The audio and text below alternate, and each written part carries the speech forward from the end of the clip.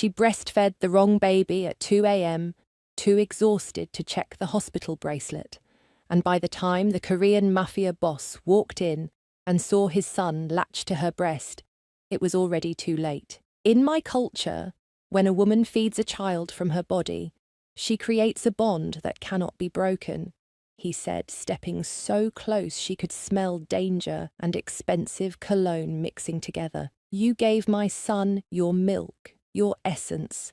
That makes you mine now. 3 days later, he was at her apartment, then her grocery store, then everywhere she turned. When Russian kidnappers grabbed her on a Chicago street, his bullets tore through them before she could scream because Hyunwoo Park protects what's his, and she became his property the moment his son tasted her milk. Will Adana escape the Mafia boss who claims she's his, or will one nursing mistake trap her in his dangerous world forever? Subscribe and watch to find out. The baby in Adana's arms wouldn't stop crying. Her breasts ached with milk, her head spun from exhaustion, and the fluorescent lights of Chicago Memorial Hospital's nursery buzzed like angry bees above her. She had given birth only 3 days ago, and her body still felt like it belonged to someone else. The night shift nurse had brought her a screaming infant from the nursery, and Adana didn't think twice. Her maternal instincts took over. She lifted her gown and guided the hungry mouth to her breast. The baby latched immediately, and blessed silence filled the room. Adana leaned back against the pillows, closing her eyes. Her own son, David, was sleeping peacefully in the bassinet beside her bed. At least she thought he was. The exhaustion made everything fuzzy. She stroked the feeding baby's soft black hair and hummed a lullaby her grandmother used to sing in Nigeria. The little one's tiny fist curled against her skin, and her heart melted. "You're so hungry, aren't you, sweet boy?" she whispered. The door burst open. A man filled the doorway, and Adana's breath caught in her throat. He was tall, dressed in a black suit that probably cost more than her monthly rent, and his face was carved from stone. Korean, she thought immediately. His dark eyes swept the room like a predator searching for prey, and when they landed on her, on the baby at her breast, those eyes went wide. "What are you doing?" His voice was deep, accented and sharp as a blade. Adana looked down at the baby, then at her own bassinet, where another infant slept. Her heart stopped. 2 babies. There were 2 babies. Horror crashed over her like a wave. "Oh my God!" She stared at the man, then at the nursing infant. "Oh my God, I'm so sorry. The nurse brought him and I thought he was mine, and I didn't even check the bracelet, and I'm so sorry."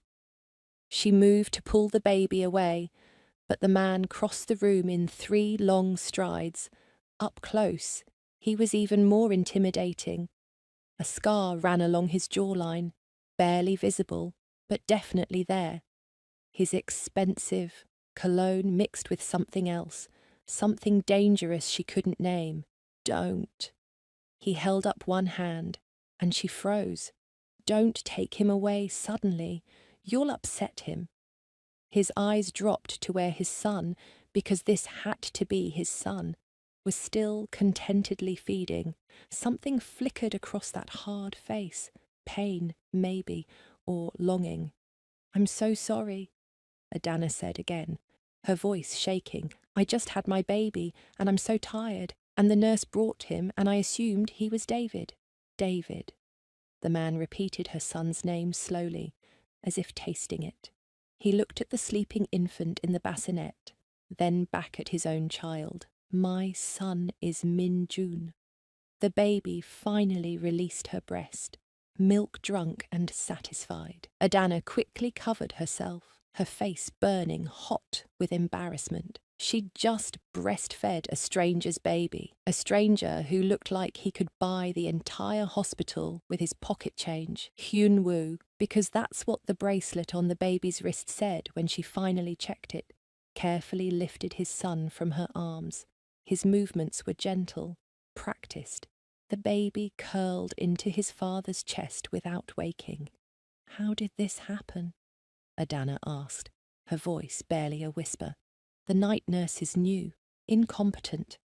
He said it like he was stating facts, not angry, just cold. "She will be fired. No, please."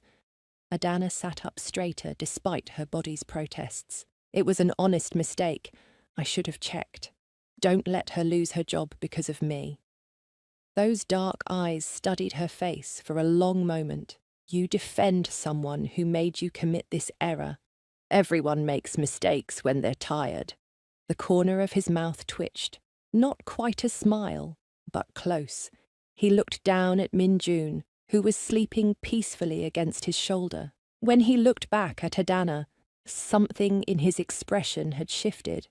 "In my country, there is an old belief," he said quietly. "When a woman feeds a child from her body, she creates a bond with that child, a bond that cannot be broken." Adana's mouth went dry. "It was an accident." "Some people don't believe in accidents." He stepped closer to her bed, and she caught herself leaning back. "Some people believe in fate." "I don't understand. You gave my son something precious. Your milk, your body, your care. In my world, this means something." The way he said, "my world," sent chills down her spine. What world? What did he mean? "I need your information," he continued, pulling out a phone with one hand while holding his son with the other. "Your full name, your phone number, your address. Why?" Adana clutched the hospital sheets. "It was just a mistake. Because now you're connected to my son. I need to know you're safe. I need to know where you are." "That's crazy." She tried to sound brave, but her voice wobbled. "You can't just demand my information because of an accident."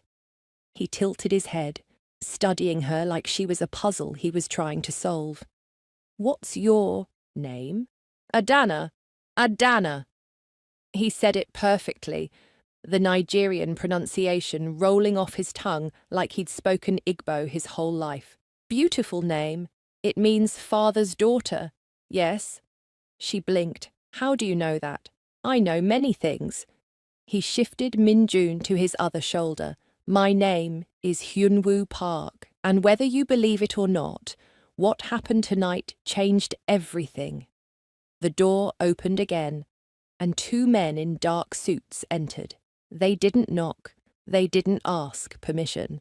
They just walked in and stood on either side of Hyunwoo like matching guard dogs. Adana's heart hammered. Who are they? "My associates." Hyunwoo glanced at the men, then back at her. "Give me your phone number, Adana. I'll have my people check on you and your son. Make sure you both stay healthy." "Your people?" She looked between the three men, reality starting to sink in. The expensive suits, the guards, the way he commanded the room like he owned it. "What kind of businessman are you?" His smile was slow and didn't reach his eyes. "The kind who takes care of what's mine." "I'm not yours. My son drank from your body. That makes you part of my world now." He pulled out a business card and set it on her bedside table. "You'll give the nurse your information before you leave the hospital. She'll make sure I receive it. And if I don't?" He moved closer. So close she could see gold flecks in his dark eyes. "Then I'll find it myself. But I'd rather you give it freely." The threat was quiet, almost gentle, but it was definitely a threat. "Fine." Adana grabbed a pen from the table and scribbled her number on a piece of paper. Her hand shook. "Here. But this doesn't mean anything. It was just an accident." He took the paper, his fingers brushing hers. His touch was warm, electric. "Keep telling yourself that." Hyunwoo turned to leave, then paused at the door. "One more thing, Adana. You fed my son tonight when he was hungry. You showed him kindness. I don't forget kindness." His eyes locked with hers. but I also don't forget debts. And now, you owe me something precious. I don't owe you anything. You gave my son your milk, your essence, your life force. He adjusted the sleeping baby in his arms. In my culture, that's a debt that can never be repaid, which means you and I are bound together now. That's insane. Perhaps. He smiled then, really smiled, and it transformed his entire face. He went from terrifying to devastating in a heartbeat. But you'll learn, Adana. You'll learn that I always collect what's owed to me. Then he was gone, his guards following behind him like shadows. Adana sat in the sudden silence, staring at the business card on her table. The name meant nothing to her. The company meant nothing. But her hands wouldn't stop shaking. She looked at David, her beautiful sleeping son, and a cold feeling settled in her stomach. What had she just done? Who was that man? And why did his words sound less like a promise and more like a threat? The business card gleamed under the fluorescent lights. She should throw it away.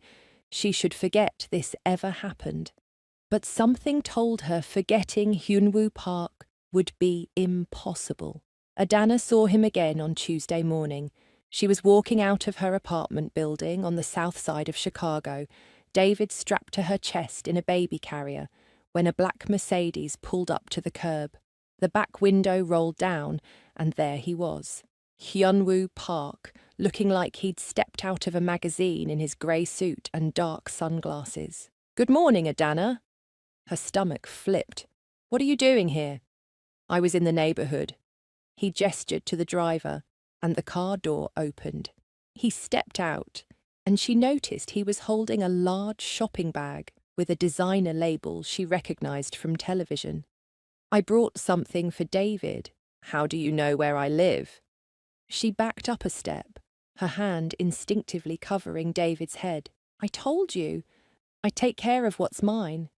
He held out the bag. "It's just clothes and some toys. Minjun has too many, so I thought David might enjoy them."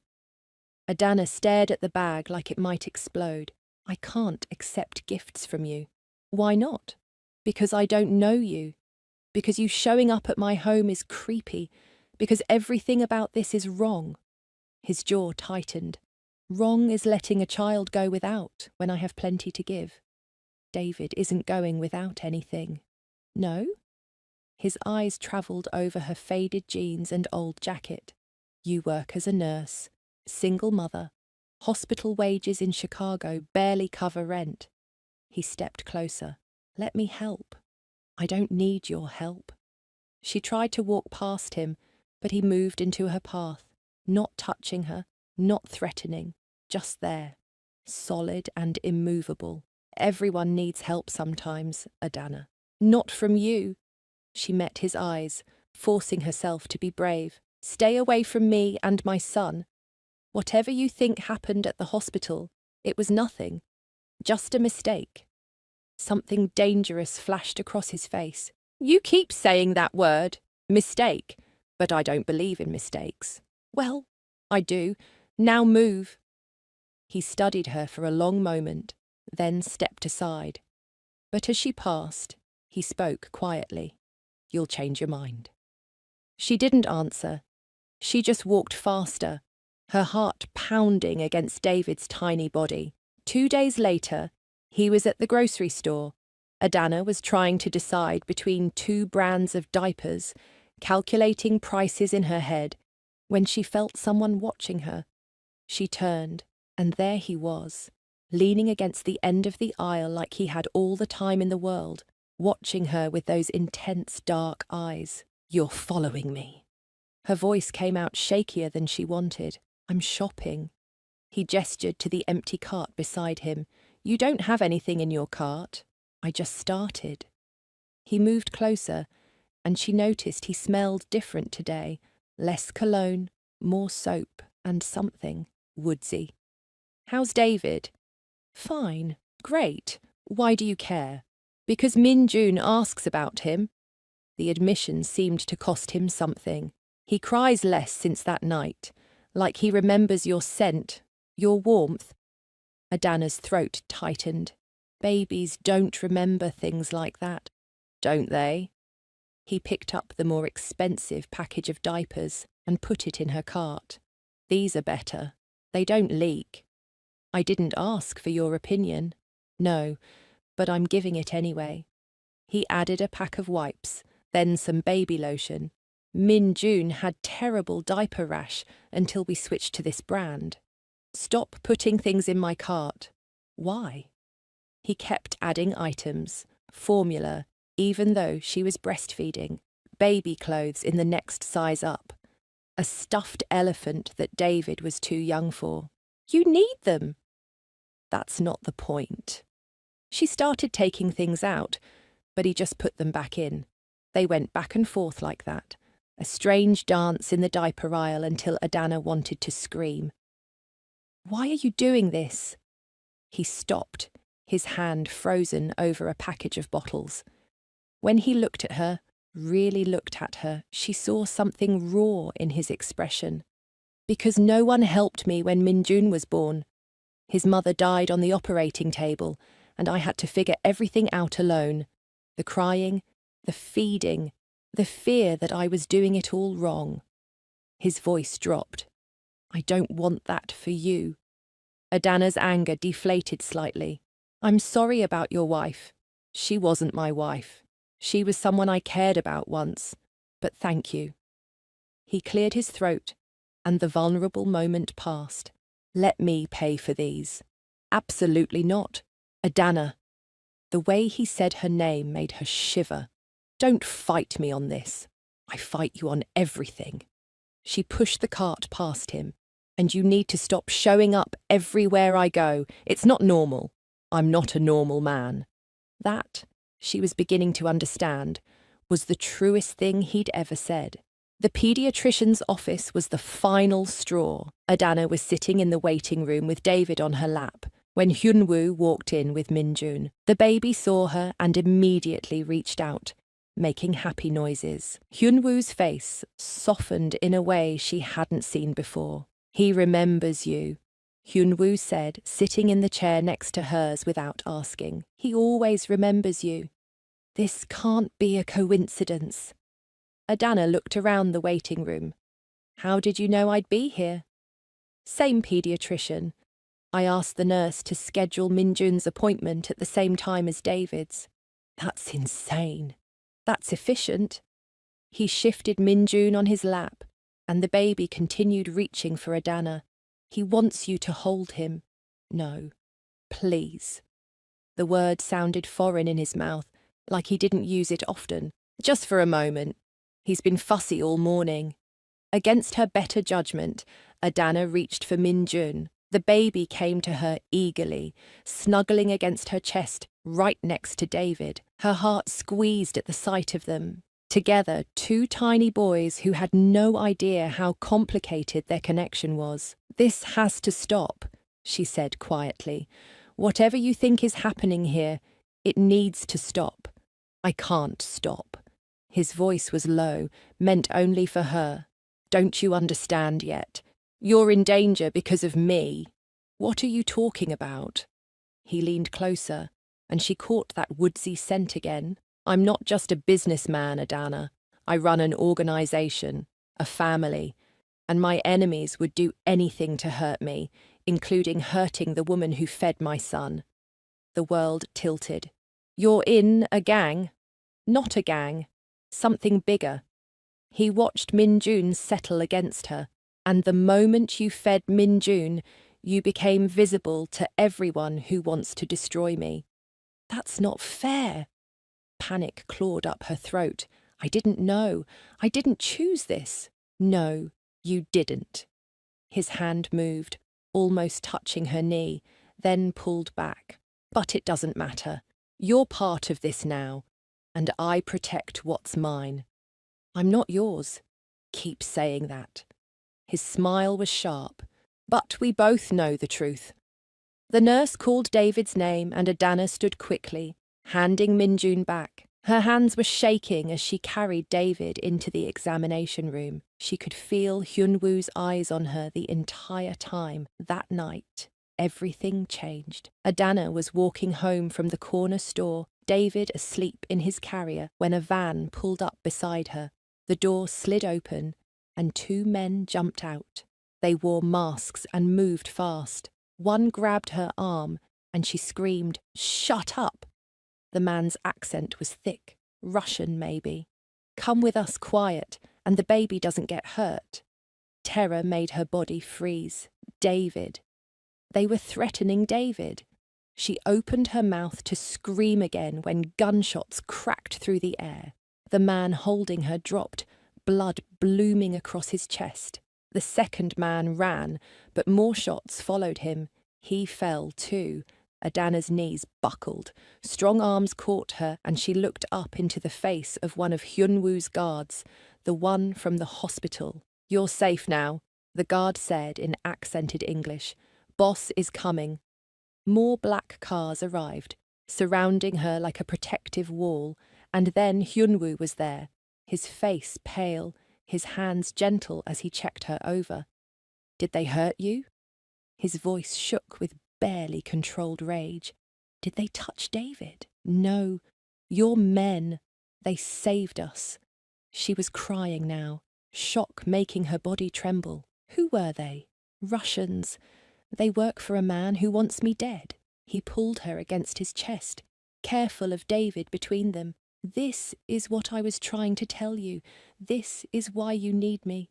I don't understand any of this. You don't have to understand." He tilted her face up, forcing her to meet his eyes.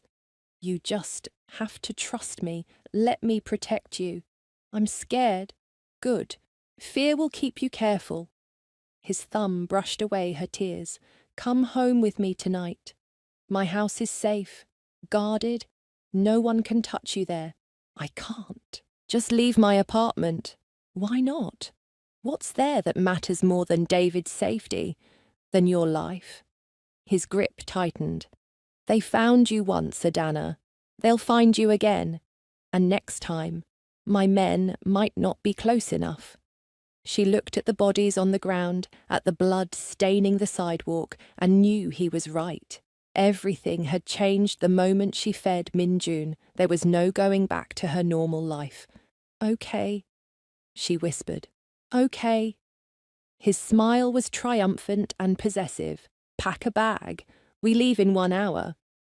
As his men cleaned up the scene and his cars surrounded her building, Adana realized something terrifying. Hyunwoo Park hadn't just entered her life, he'd consumed it completely, and she had no idea if she'd ever escape. The mansion in Lake Forest looked like something from a movie. Adana pressed her face against the car window as they drove through massive iron gates. The house sprawled across manicured lawns, all white stone and huge windows that glowed with warm light. Gardens wrapped around it like green ribbons, and she counted at least 3 fountains before she stopped trying. "This is where you live." Her voice came out small. Hyunwoo sat beside her in the back seat, Min-jun asleep in his car seat. "This is where we live now." The "we" made her stomach flip. Inside, the mansion was even more overwhelming. Marble floors, chandeliers that sparkled like diamonds, artwork that probably cost more than her entire life. A woman in a neat uniform appeared immediately, speaking rapid Korean to Hyunwoo. He answered in the same language, his voice softer than Adana had ever heard it. "Mrs. Cho will show you to your rooms," Hyunwoo said, switching back to English. "The entire east wing is yours. Private bedroom, bathroom, nursery for David, everything you need." "A whole wing!" Adana clutched David tighter. "That's too much. It's not enough." He moved closer, and she caught that scent again. Tonight it mixed with something spicy, maybe his dinner, but it's what I have to offer. Mrs. Cho led her through hallways that seemed to go on forever. The east wing was like a separate apartment. The bedroom had a bed big enough for 4 people, covered in soft cream blankets. The bathroom had a tub she could swim in, and the nursery made her want to cry. Someone had set it up perfectly, with a crib and changing table and rocking chair positioned near windows that overlooked the gardens. "Mr. Park arranged everything today," Mrs. Cho said in careful English. "He wanted you comfortable. It's beautiful." Adana blinked back tears. "Thank you." After Mrs. Cho left, Adana fed David and put him down in the new crib. He settled immediately, like he knew he was safe here.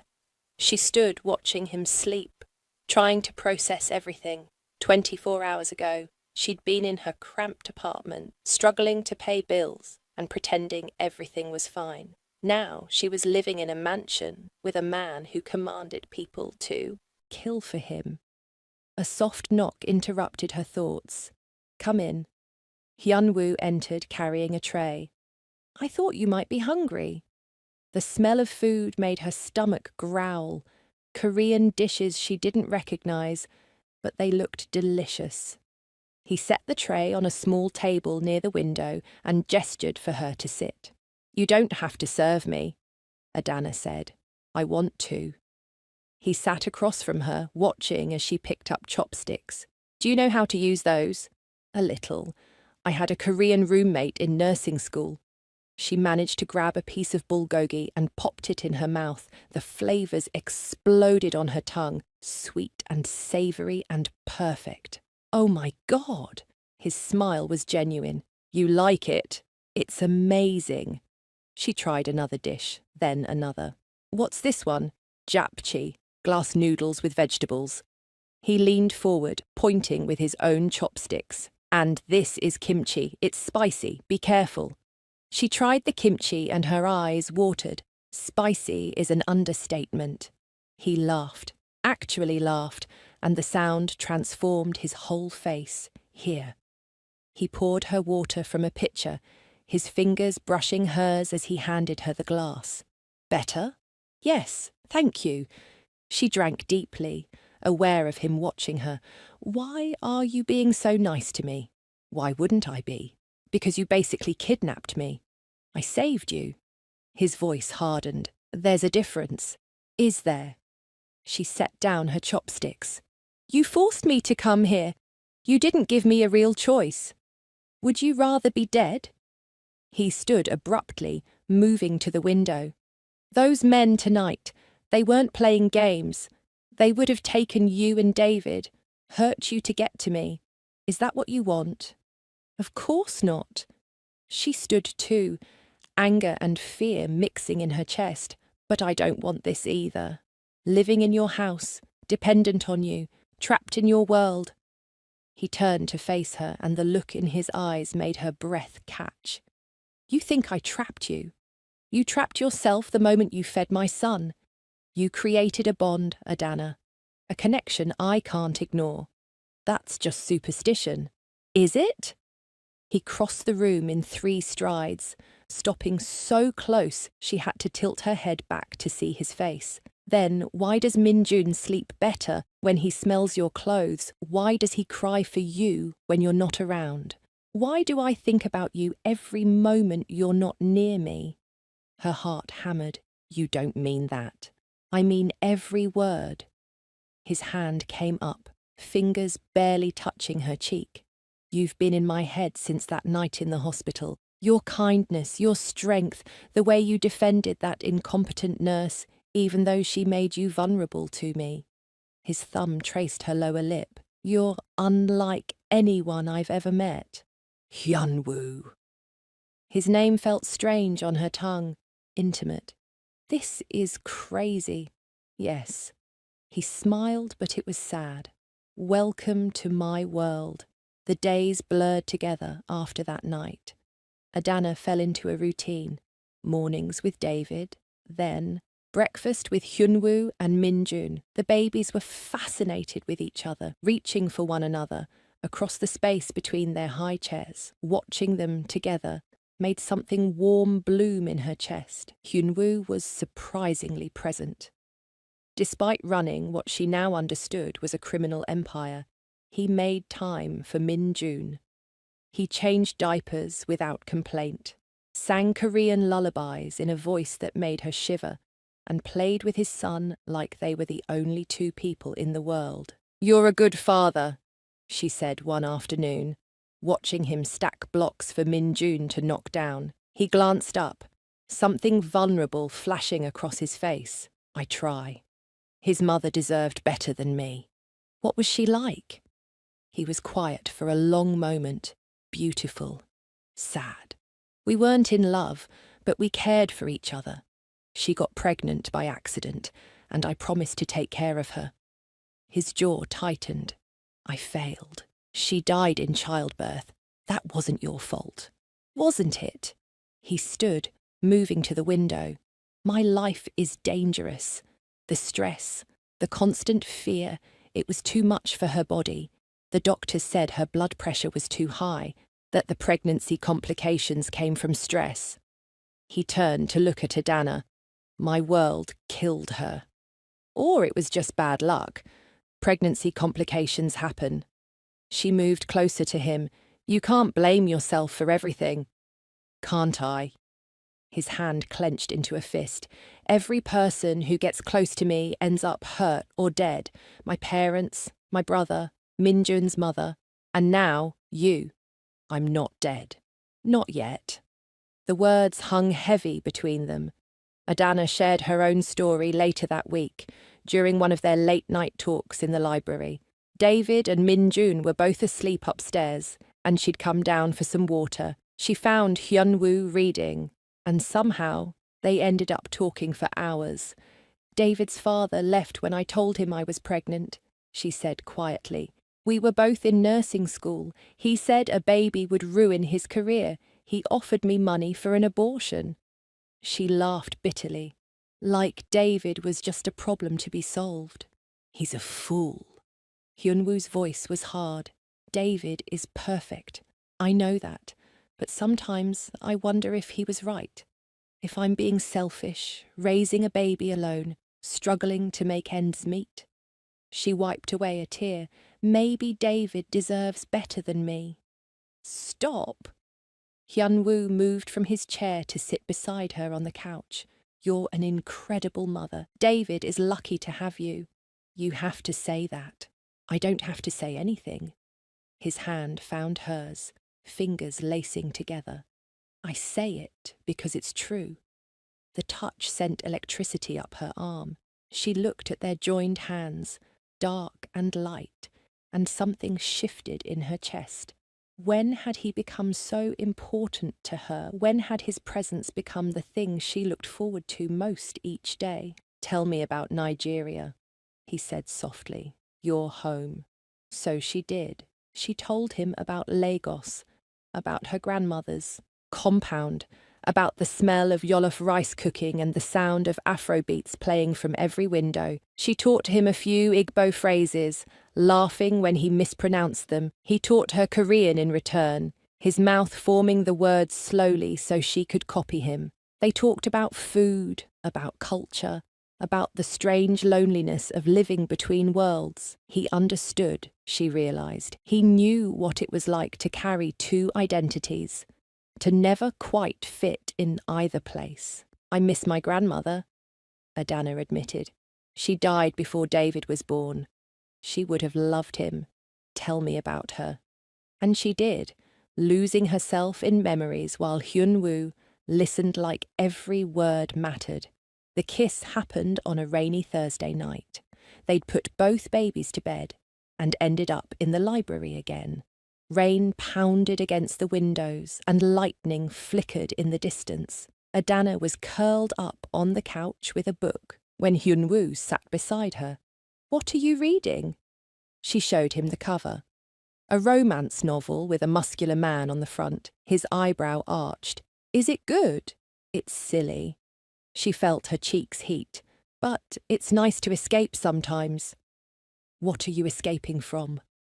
"Reality. Danger. You." The admission slipped out before she could stop it. "Am I something to escape from?" He moved closer and she could feel the heat of his body. "Or something to run toward?" "I don't know anymore." Her voice came out breathy. You confuse me. You terrify me. His hand cupped her face, thumb stroking her cheekbone. I've killed men without hesitation. I've built an empire on fear. But you, Adana, you make me want to be different. Better. Hyunwoo. She breathed his name and then his mouth was on hers. The kiss was gentle at first, questioning. His lips moved against hers slowly, giving her time to pull away. But she didn't want to pull away. She wanted more. Her hands tangled in his hair, pulling him closer, and he groaned against her mouth. The kiss deepened, became hungry. His tongue traced her lower lip, and she opened for him. He tasted like the whiskey he'd been drinking earlier, warm and smooth. His hands moved to her waist, pulling her onto his lap, and she went willingly. They kissed like they were drowning, and each other was air. His hands roamed her back, her sides, careful but possessive. She rocked against him and felt him hard beneath her. The knowledge that he wanted her sent heat pooling low in her belly. Adana. He broke the kiss, breathing hard. We should stop. Why? She kissed his jaw, his neck, tasting salt and that woodsy scent. Because if we don't stop now, I won't be able to. His hands gripped her hips, stilling her movements. And you deserve better than being taken on a couch. Reality crashed back. What was she doing? This man was dangerous. He killed people. He lived in a world of violence and death. Getting involved with him was the worst idea possible. She scrambled off his lap. I'm sorry. I shouldn't have done that. Adana, wait. He reached for her, but she backed away. This is a mistake. We can't do this. She wrapped her arms around herself. You're my protector, not my lover. We need to keep boundaries. Boundaries. He stood, adjusting himself with a grimace. Is that what you want? It's what we need. She moved toward the door. I'm tired. Good night. She practically ran from the library, her lips still tingling from his kiss. In her room, she pressed her fingers to her mouth and tried not to cry. Because the truth was, she didn't want boundaries. She wanted him, wanted his hands on her skin, his body against hers, his voice whispering her name in the dark. But wanting him was dangerous. And she'd already made enough dangerous choices for one lifetime. The days after the kiss were torture. Adana avoided being alone with Hyunwoo, but the mansion wasn't big enough to escape him completely. She felt his eyes on her during breakfast, watched him watch her while she played with the babies, caught him staring when he thought she wasn't looking. The air between them crackled with unspoken words and unfulfilled hunger. He didn't push. That was somehow worse. If he'd demanded or pressured, she could have fought back. But instead, he was patient, gentle. He left her favourite flowers in her room. He made sure Mrs. Cho cooked Nigerian food alongside Korean dishes. He played with David like the boy was his own son, making her heart ache with longing for something she couldn't let herself have. You're miserable, her friend Destiny said during a video call. Destiny was one of the few people who knew where Adana was staying, though not all the dangerous details. I'm fine, girl. You're living in a mansion with a fine man who clearly wants you, and you look like someone killed your puppy. Destiny leaned closer to the camera. What's really going on? It's complicated. Life is complicated. That doesn't mean you can't be happy. Destiny's expression softened. When's the last time someone took care of you? Really took care of you? Adana's throat tightened. That's not what this is, isn't it? From what you've told me, this man feeds you, protects you, provides for David, and looks at you like you hung the moon. Destiny shook her head. What are you so afraid of? Everything. The admission came out as a whisper. I'm afraid of getting hurt. of David getting hurt, of falling for someone whose life is so dangerous that tomorrow isn't guaranteed. Honey, tomorrow isn't guaranteed for any of us. Destiny's voice was kind but firm. You could walk out of that mansion and get hit by a bus. At least with him, you'd have spent your last days being loved. After the call ended, Adana sat in her room thinking about Destiny's words. Being loved. Was that what this was? Did Hyunwoo love her, or did he just want her because she'd fed his son? Was there even a difference anymore? The answer came 3 days later, covered in blood. Adana was in the garden with both babies, enjoying the afternoon sunshine. David was on a blanket, and she held Minjun on her lap, singing softly. The guards were positioned around the property, but she'd gotten used to their presence. She felt safe here. That was her first mistake. The gunshots started without warning. Glass shattered from the mansion windows. Guards shouted in Korean, and then Hyunwoo was there, running toward her faster than she'd ever seen anyone move. "Get down!" He threw himself over her and the babies just as bullets tore through the air where her head had been. More gunshots, screaming. The smell of smoke and gunpowder. Hyunwoo's body was heavy on top of hers, shielding her completely. She felt him jerk once, twice, and knew he'd been hit. "Hyunwoo!" She tried to push him off to see where he was hurt, but he held her down. "Stay still." His voice was strained. "They're still shooting."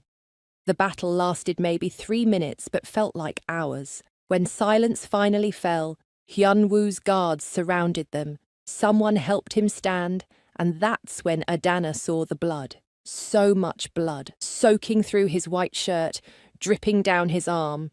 "Oh, God!" She scrambled up, still holding Minjun. David was crying on the blanket, and she grabbed him too, trying to comfort both babies while staring at Hyunwoo's injuries. "You're shot! You need a hospital!" "No hospitals!" He swayed slightly, and 2 guards caught him. "Too many questions. We have a doctor here. Hyunwoo, you're bleeding everywhere." "I'm fine." He wasn't fine. His face was pale, his breathing shallow. "Are you hurt?" "The babies." "We're okay.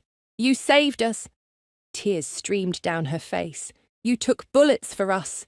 His smile was weak, always. Then his eyes rolled back, and he collapsed. The next few hours were a nightmare. The mansion's private doctor worked on Hyunwoo in his bedroom, while Adana paced outside with both crying babies. Mrs. Cho took them eventually, promising to care for them so Adana could focus on Hyunwoo. When the doctor finally emerged, his expression was grim. 2 bullets, one through the shoulder, one grazed his ribs. He'll live, but he needs rest. "Can I see him?" The doctor nodded. "He's been asking for you." Hyunwoo's bedroom was enormous, decorated in dark colours that matched his personality. He lay in the massive bed, shirtless except for the bandages wrapped around his torso and shoulder. His eyes were closed, but they opened when she approached. "Adana." Her name came out rough. "The babies." "They're fine. Mrs. Cho has them." She sat carefully on the edge of the bed. "How do you feel?" "Like I got shot."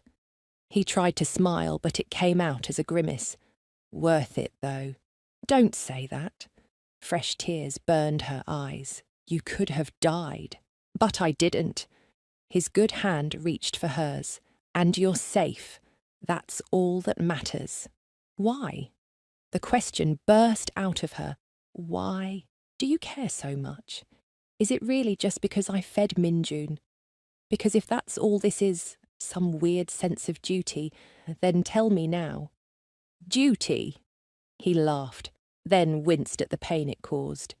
"You think what I feel for you is duty. I don't know what you feel. Then let me make it clear." He tugged her hand, pulling her closer.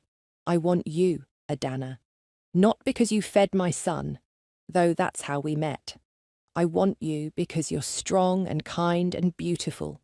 because you make me laugh, because when I'm with you, I forget about all the blood on my hands and remember what it feels like to be human. His eyes locked with hers. I want you in my home, in my life, in my bed. I want to wake up next to you every morning and fall asleep holding you every night. I want to be David's father and give Min Jun a mother. I want everything, and I want it with you. Her heart hammered. Your world is so dangerous. Yes. You could die any day. Yes. And you think I should just accept that? Just love you knowing I could lose you? Yes. He pulled her closer until she was lying next to him on the bed, careful of his injuries. Because the alternative is wasting whatever time we have, and I've wasted enough of my life, Adana. I don't want to waste another second. I'm scared. The confession came out broken. I'm so scared of loving you. I'm scared too. His hand cupped her face. But I'm more scared of not having you. She kissed him then, tasting salt from her tears and the pain medication on his breath. He kissed her back carefully, like she was precious, like she was everything. Make love to me, she whispered against his lips. I'm injured. I don't care. She kissed his jaw, his neck, avoiding his bandages. I need to feel you alive, need to know this is real. Adana. His voice was strained. If we do this, there's no going back. You'll be mine. Maybe I already am. She straddled him carefully, watching for signs of pain. Maybe I've been yours since that night in the hospital. His hands gripped her hips. You'll have to do most of the work. I can barely move. I can do that.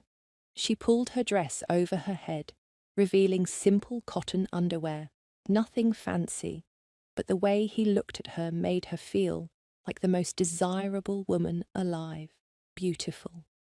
His hands traced her curves, reverent, so beautiful. She unhooked her bra, letting it fall. His eyes darkened with desire, and she felt powerful. She unbuttoned his pants carefully, helping him shimmy out of them despite his injuries. When she finally freed him, thick and hard and ready, her mouth went dry. I don't know if I can.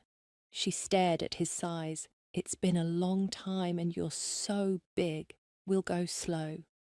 He pulled her down for another kiss. I'll never hurt you, Adana, never.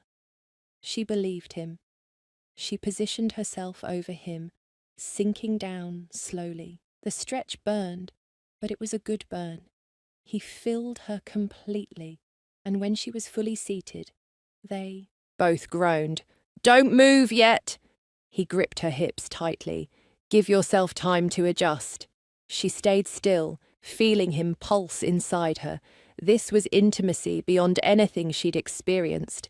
This wasn't just bodies joining. This was souls connecting. Okay. She rocked slightly, testing. Pleasure shot through her. Oh, that's it. His voice was rough. Take what you need from me. She moved slowly at first, finding a rhythm that felt good.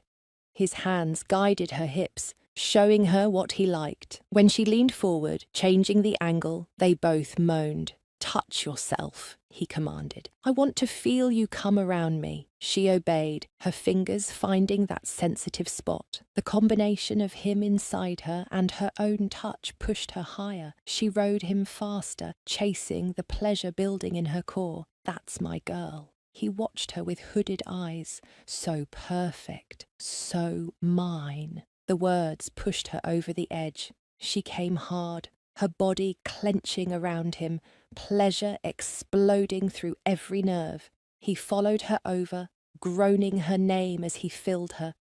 She collapsed carefully on his good side, both of them breathing hard. His arm came around her, holding her close. I love you. The words slipped out before she could stop them. God, help me, I love you. He turned his head to look at her, and his smile was pure joy. Say it again. I love you, Hyunwoo Park. I love you too. He kissed her forehead. My Adana, my heart, my everything. They stayed like that for a long time, bodies cooling, hearts beating in sync. Outside, guards cleaned up the aftermath of the attack. Inside, two people who'd found each other in the strangest way possible held each other and refused to let go. What happens now? She asked eventually. Now you stay by my side. His grip tightened. Now I make you mine officially. Now we build a life together. It won't be easy. Nothing worth having ever is.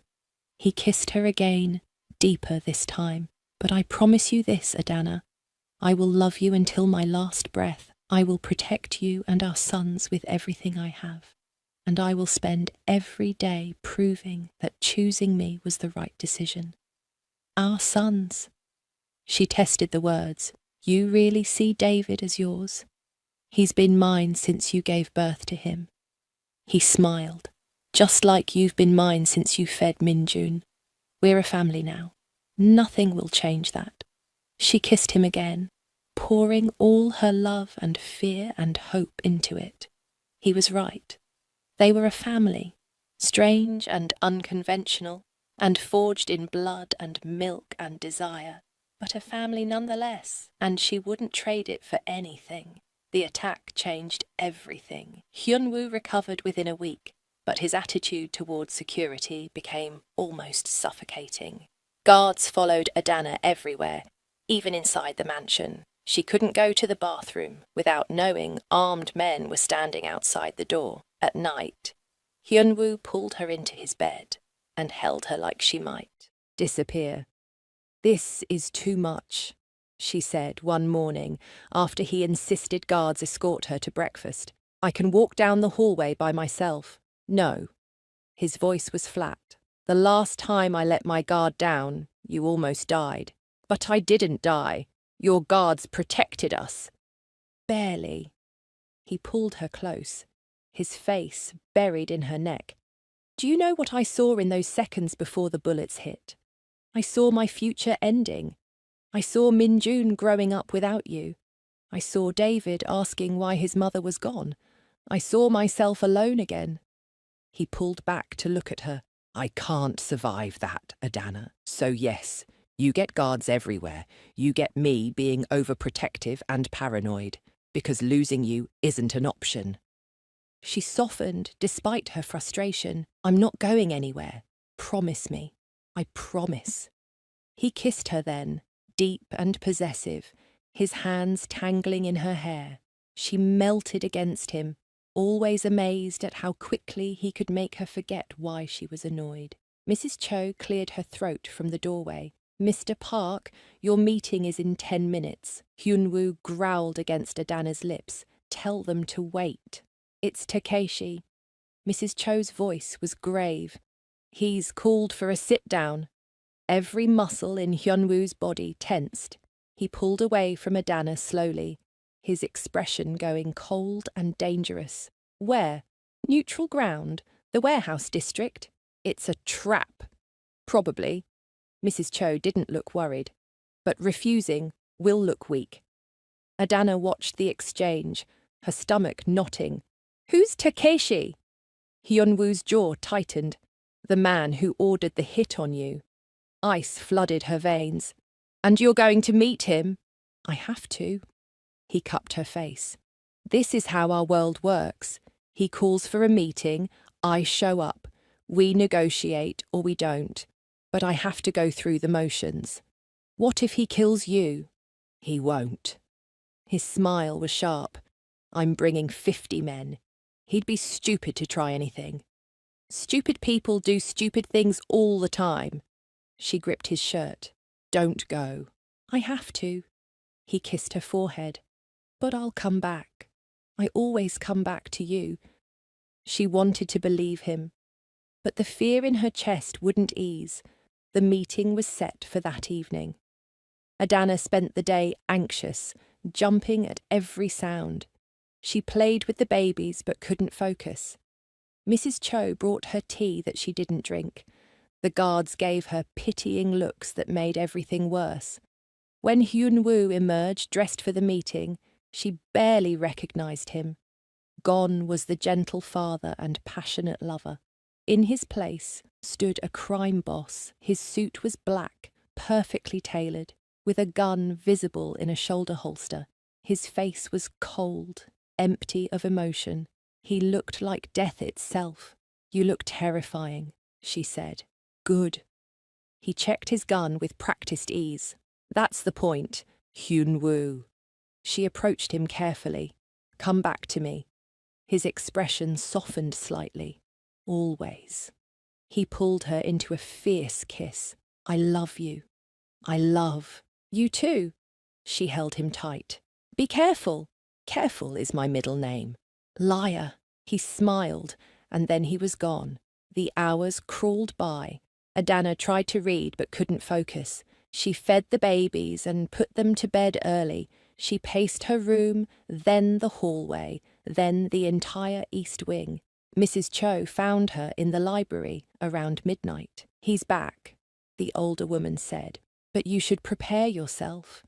Adana's heart stopped. "Is he hurt?"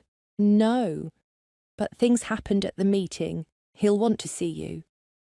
She found Hyun-woo in his office, standing by the window with a glass of whiskey. His knuckles were bloody, and there were spatters of blood on his white shirt. Not his blood, she realized with horror. "What happened?" She stepped inside and closed the door. "Takeshi is dead." He didn't turn around. "So are 3 of his top men." "You killed them." "Yes." He finally looked at her, and his eyes were empty. "He threatened you, described in detail what he wanted to do to you before killing you, said Min-jun and David would be raised as his sons after he eliminated me." His hand tightened on the glass. "I beat him to death with my bare hands." The violence should have scared her. Maybe it did, a little. But mostly she felt relieved. "Good." He blinked. "Good?" "He wanted to hurt our children, hurt me." She crossed the room to stand in front of him. "I'm glad he's dead. You don't understand what I did." He set down the glass and showed her his hands. Blood stained his fingers, dried under his nails. "I didn't just kill him quickly. I made him suffer, made him beg, made his men watch, so they'd know what happens when someone threatens what's mine. I understand perfectly." She took his hands in hers. "You protected us. That's what matters. You should be scared of me." "I am scared of you." She pressed his palm against her cheek. "But I love you more than I fear you, and I trust that you'd never hurt me or the boys." Something broke in his expression. He pulled her into his arms, holding her so tightly she could barely breathe. "I don't deserve you." "Too bad. You're stuck with me." He laughed, a broken sound, and then he was kissing her desperately. She kissed him back just as fiercely, needing to feel him alive and whole. They made love right there in his office, against the desk, hard and fast and claiming. Afterwards, she cleaned the blood from his hands while he watched her with something like worship in his eyes. "I need to make an announcement," he said later, as they lay tangled together on the office couch. "To my organization. Let everyone know officially that you and the boys are under my protection." "What does that mean exactly?" "It means they'll know that touching you means death, that you're my woman, and David is my son just as much as Min-jun." He stroked her hair. "It means making you visible to everyone, which is dangerous but necessary. They need to understand what you mean to me." "Will it be dangerous? Everything in my world is dangerous." He tilted her face up. "But I'll keep you safe. I swear it." The meeting happened 3 days later in the mansion's formal dining room. Adana wore a dress Hyun-woo had bought her, deep purple silk that made her skin glow. He'd explained she needed to look like a queen, not a victim. She needed to project strength. The dining room filled with men in expensive suits. They stared at her with varying degrees of curiosity and suspicion. An African woman with a Korean crime boss wasn't exactly common. She held her head high and refused to show fear. Hyunwoo stood at the head of the table, commanding the room's attention effortlessly. Some of you have heard rumors about the woman living in my home. Tonight, I make it official. He held out his hand, and Adana took it, letting him pull her to stand beside him. This is Adana. She is mine. Her son David is mine. Anyone who threatens them answers to me personally. Murmurs rippled through the room. One older man spoke up. With respect, boss. Bringing an outsider into the family creates complications. She's not an outsider. Hyunwoo's voice was hard. She fed my son. She gave him life when his mother couldn't. That makes her family by the oldest traditions. Another man nodded thoughtfully. The milk bond. I've heard of this. Then you understand. Hyunwoo's arm wrapped around Adana's waist. She is under my protection. Anyone who harms her, threatens her, or even looks at her wrong will face the consequences. Am I understood? A chorus of, yes, boss, filled the room. Good. He pulled Adana closer. Now, let's eat. The dinner was awkward at first, but as wine flowed, the men relaxed. They asked Adana about Nigeria, about nursing, about David. She answered carefully, aware every word was being judged. By the end of the night, several men had pledged their personal protection to her. She'd somehow passed a test she hadn't known she was taking. Later, in Hyunwoo's bed, she asked, did I do okay? You were perfect. He kissed her shoulder. They respect you now. Fear you a little too, which is good. Why would they fear me? Because they see how much I love you. His hand splayed across her stomach. And they know I'd burn the world down if anyone hurt you. The weeks that followed were a strange mix of domestic bliss and underlying danger. During the day, they were a normal family. They played with the babies, cooked meals together, watched movies curled up on the couch. At night, they made love with a passion that never seemed to fade. He was addictive, his touch setting her on fire every time. But danger was always there, lurking. Strange cars occasionally appeared outside the gates. Phone calls came at odd hours. Hyunwoo would disappear for meetings and come back tense. She learned not to ask too many questions about his work. One evening, after putting the babies to bed, Hyunwoo took her hand. Come with me. He led her to the garden, where they'd almost died weeks before. The area had been completely redone, transformed into something beautiful. Lanterns hung from trees, casting warm light. Flowers bloomed in careful arrangements. In the centre stood a small table set for two. What's this? Adana asked. Something I should have done weeks ago. He guided her to sit, then knelt beside her chair. From his pocket, he pulled out a small box. In Korea, when a man wants to marry a woman, he presents her with a proposal, not just words but a promise. Her heart hammered. Hyunwoo! Let me finish. He opened the box, revealing a stunning ring with a deep red stone surrounded by diamonds. This ruby belonged to my grandmother. She gave it to me before she died and told me to give it to the woman who made me want to be better. His eyes met hers. You make me want to be better, Adana. You make me believe I can be more than just a criminal. You see the man inside the monster. Tears streamed down her face. You're not a monster. I am. But with you, I'm also human. He took her hand. Marry me. Not because of duty or tradition, or because you fed my son. Marry me because you love me, because I love you more than I thought possible, because I want to spend every day of my life making you happy. Yes. The word came out broken. Yes, I'll marry you. He slipped the ring on her finger, and it fit perfectly. Then he pulled her into his arms and kissed her like she was air and he was drowning. They made love right there in the garden, under the stars. christening the place where they'd almost lost everything. Later, wrapped in his arms on the blanket he'd laid out, Adana traced the scars on his chest. I never imagined this would be my life. Regrets? None. She kissed over his heart. You're mine now. Officially. I've been yours since the moment I saw you feeding Minjun. His hand cupped her face. You own me, Adana, body and soul. Good. She bit his lip gently, because I'm never letting you go. Promise? Promise. They stayed in the garden until dawn, talking and loving and planning their future. A future that was uncertain and dangerous, but undeniably theirs.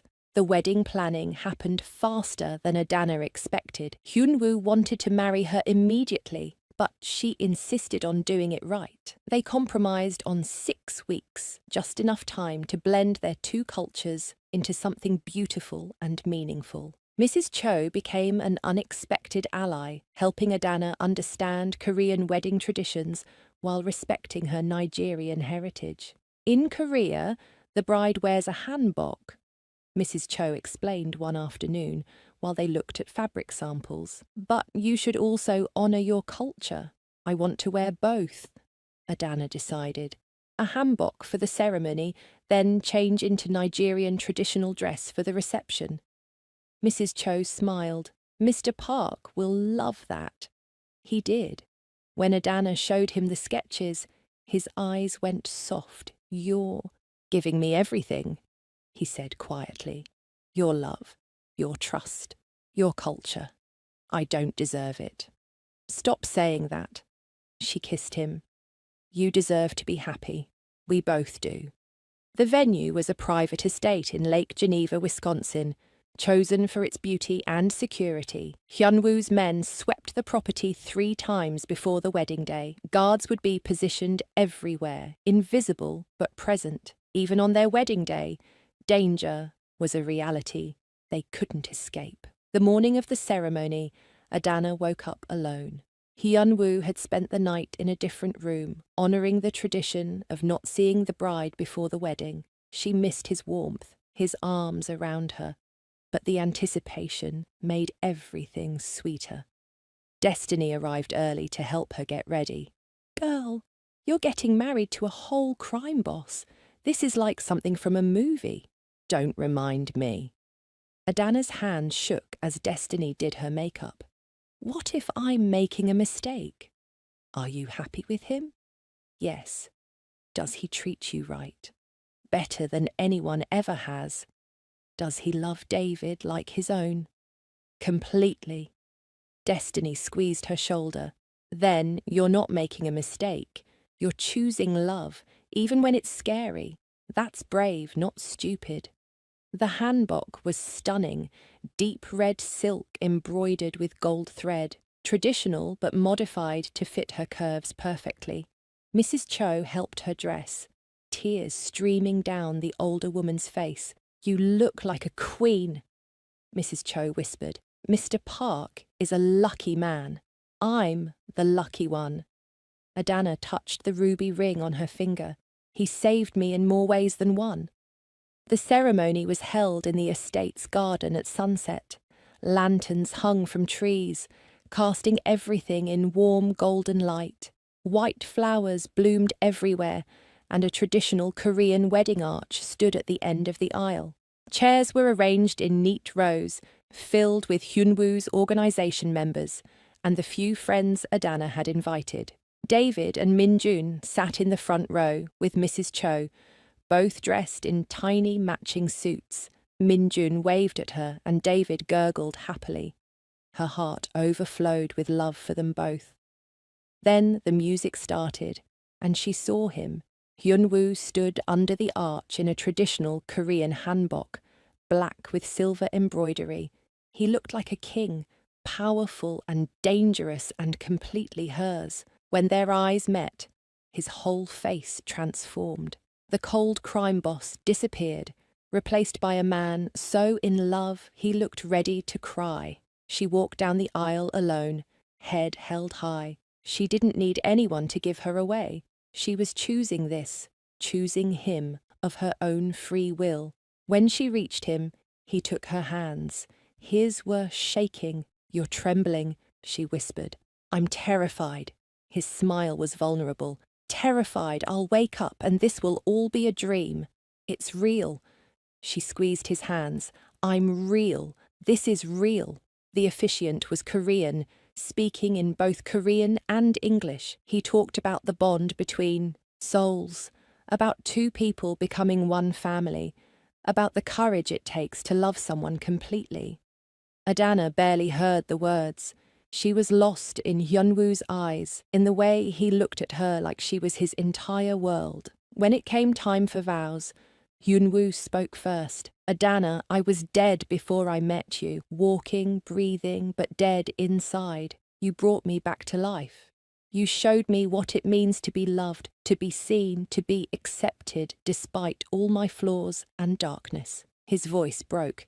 "I promise to love you every day, to protect you and our sons with my life, to be worthy of the gift you've given me. You are my heart, my soul, my everything, and I will spend forever proving that to you." Tears streamed down her face as she spoke her own vows. "Hyunwoo, loving you terrifies me. Your world is dangerous, your life is uncertain, and every day I'm scared of losing you. But I'm more scared of not loving you. You've shown me strength I didn't know I had. You've given David a father and me a partner. You've made me feel cherished and desired and powerful." She smiled through her tears. "I promise to stand by your side through everything, to be your safe place when the world gets dark, to love you and Minjun and David with everything I have. You are mine and I am yours. Forever, forever," he repeated. And then he was kissing her. The kiss was deep and claiming and filled with promise. His hands cupped her face like she was precious, and she melted into him. Around them, people cheered and applauded, but all she could feel was him, his love, his desire, his absolute devotion. When they finally broke apart, both breathless, he whispered against her lips, "My wife, my husband." The word felt perfect. The reception was a beautiful chaos of Korean and Nigerian traditions. Adana changed into her Nigerian dress, bright purple and gold wrapper with matching headpiece. Hyunwoo's eyes nearly fell out of his head when he saw her. "You're killing me," he groaned. "How am I supposed to wait until tonight?" "You'll manage." She kissed his jaw. "Besides, we have guests to entertain." They ate Korean and Nigerian food. They danced to Afro beats and K-pop. They fed each other cake and laughed when David tried to steal some. Minjun fell asleep on Hyunwoo's shoulder halfway through, and the image of her new husband holding his son while dancing with her made Adana's heart overflow. As night fell, they snuck away to their private suite. Hyunwoo had arranged for Mrs. Cho to watch both babies for the night, giving them complete privacy. The moment the door closed, he was on her. His hands roamed her body, pulling at the wrapper, desperate to get her naked. She laughed against his mouth, helping him unwrap the complicated fabric. "Too many clothes," he muttered. "Why do you have so many layers?" "Patience." She nipped his lip. "Good things come to those who wait. I've waited long enough." He finally freed her from the wrapper, leaving her. In just her underwear, his eyes darkened. Perfect, so perfect. She helped him out of his hanbok, revealing the strong body underneath. Scars marked his chest and arms, reminders of his dangerous life, but she loved every inch of him. She traced each scar with her fingers, then her lips, until he was groaning her name, Adana. He lifted her and carried her to the bed. "I need you." "Then take me." She opened for him, welcoming him home.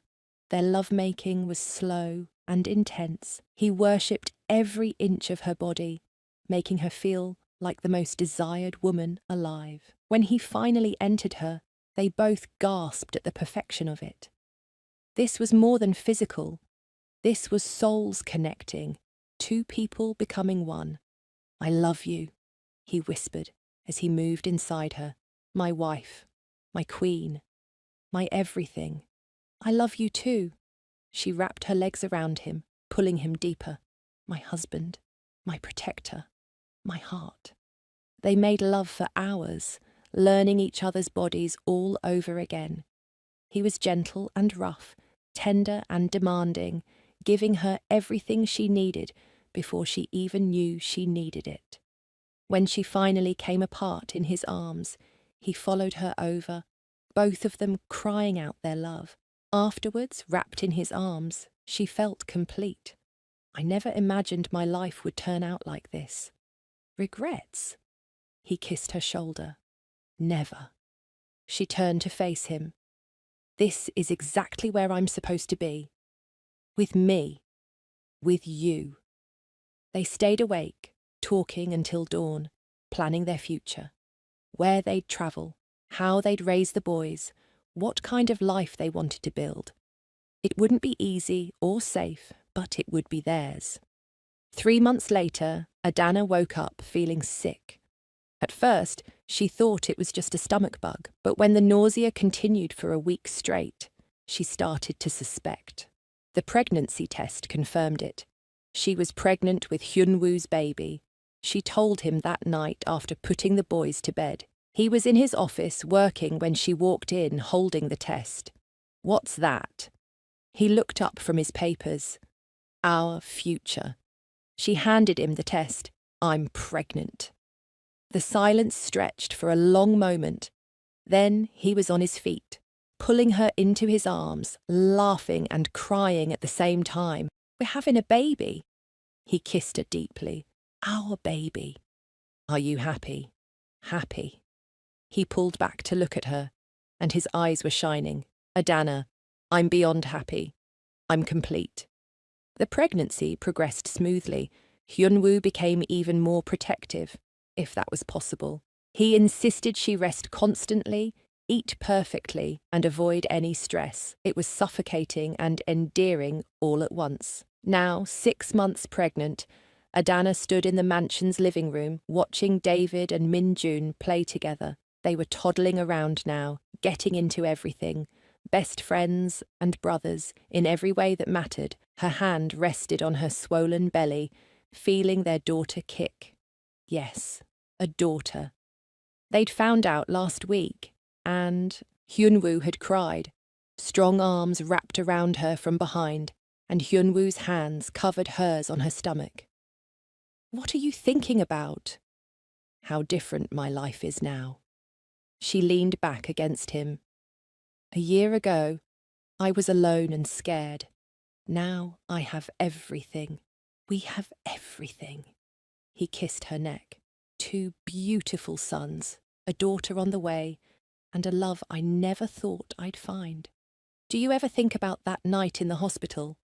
She turned her head to look at him. When I accidentally fed Min-jun? Every day. His smile was soft. That wasn't an accident, Adana. That was fate. The universe bringing us together in the strangest way possible. You really believe that? I know it. He turned her in his arms, his hands cradling her face. You were always meant to be mine, just like I was always meant to be yours. The wrong baby led us to the right forever. She kissed him, pouring all her love into it. Around them, the boys played. Inside her, their daughter kicked. This was her life now, messy and dangerous and absolutely perfect. I love you, she whispered against his lips. I love you more. He kissed her again. My wife, my queen, the mother of my children. You're everything I never knew I needed. And you're my unexpected forever. She smiled. Who knew that one mistake would change everything? It wasn't a mistake. He kissed her belly. It was destiny. As the sun set over their home, Adana realized he was right. Sometimes the wrong moment leads to the right person. Sometimes an accidental connection becomes an unbreakable bond. Sometimes love finds you in the most unexpected ways, and sometimes, just sometimes, breastfeeding the wrong baby leads you straight to your soulmate. Thank you so much for watching this story. If you enjoyed Adana and Hyunwoo's journey from an accidental meeting to forever love, please hit that subscribe button and turn on notifications so you never miss another emotional romance story.